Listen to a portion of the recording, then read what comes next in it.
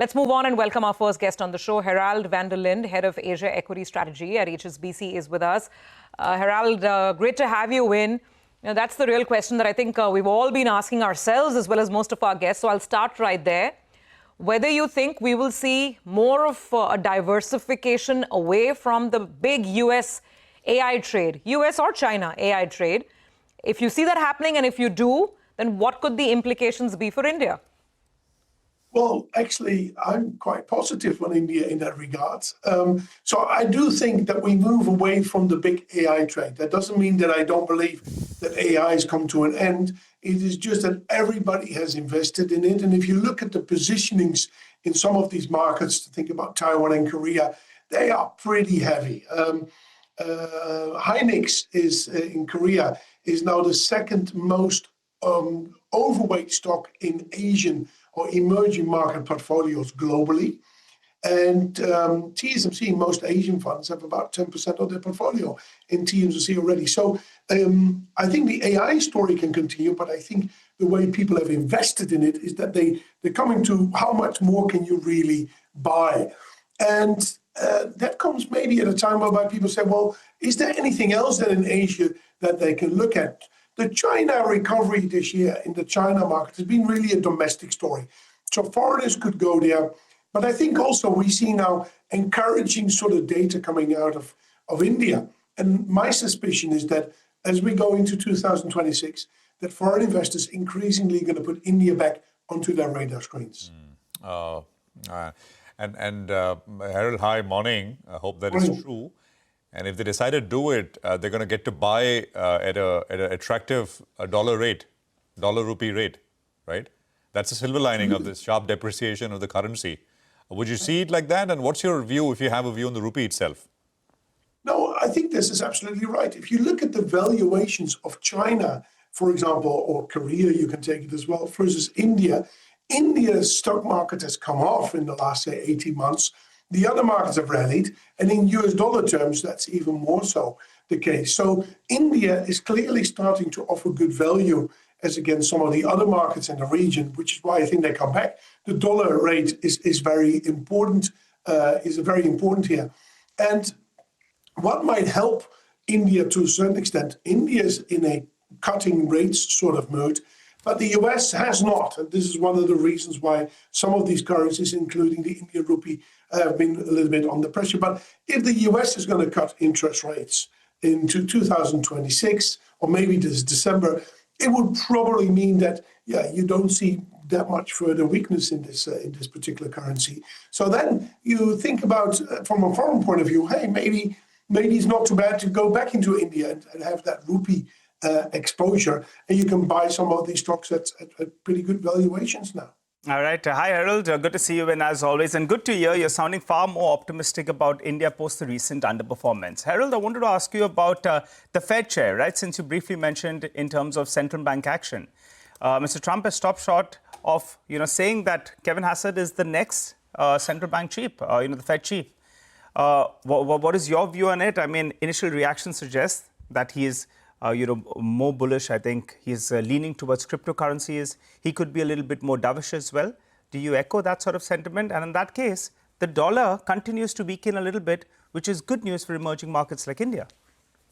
Yeah, I think on cryptocurrency it's very difficult to say anything. I mean, I look at the current crypto, it's actually come off quite a lot right over the last couple of weeks. It's an industry that eventually will need to be regulated or will go through some sort of regulation. So we'll see how that's going to work out. But more importantly is what is he going to do on the interest rate front. Now, if he were to be appointed, he comes in, of course, at a time when the Fed is cutting interest rates. It already done so, it's waited. The feeling now is that they go in December again, and maybe we'll see a little bit further into 2026. That in itself could well be warranted. We'll have to see how the data is going to work out. What we, of course, also have to be cognizant about is that if any Fed chair comes in but is too aggressive in cutting interest rates, and we saw this in the early 70s and the late 70s, it only spirals inflation at a later stage. And then, you'll find yourself mopping up all that excess liquidity at a later stage by raising interest rates again. And that happened very dramatically in the 1970s. So let's see what he's going to do. But at the moment, yeah, any Fed that comes in probably has some tailwinds behind him in terms of cuts have already taken place, and maybe still some of that needs to further take place, depending how the data comes out. But that's the direction. Yeah, absolutely. Herald, 30 seconds, if you will, weigh in, right? The other story which is developing is, I mean, you look at the JGBs, right? The Japanese government bond yields, which are back at 2008 highs. Yeah. You know, the old question, you know, people borrow in yen and then buy everything else, US stocks included. If the yen were to appreciate significantly, and first of all, do you think it will? By the way, what's the risk? Is the risk that the governor of Bank of Japan sounded a little hawkish, but did he sound hawkish, or the market feared that he did not sound hawkish enough, given where inflation picture, etc. is, and what the new prime minister is saying she wants to do? What's going on, briefly? Yeah, very briefly, Japan is the only country that is really looking at raising interest rates around the world, as far as I can think. It's got to do, of course, with the labor market being very tight and these sort of things. We think they need to raise these rates. So I think this talk of him saying this is the direction we're going is probably good. We think they've probably been on hold for a little bit too long. But a stronger yen is not so good for the equity markets. And you saw this earlier this week, the Japanese equity market initially coming a little bit under pressure because it's mostly exporters there.